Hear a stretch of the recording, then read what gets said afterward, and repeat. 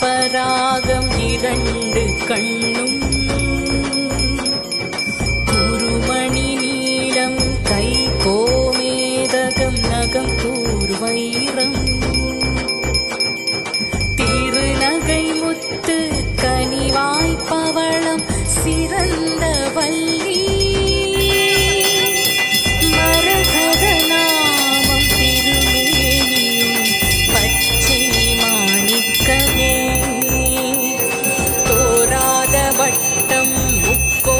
ஷட்கோணம் துலங்கு வட்டத்து ஈராரிதழிட்டு ரீங்காரம் உள்ளிட்டது நடுவே ஆராதனை செய்து அர்ச்சித்து பூஜித்து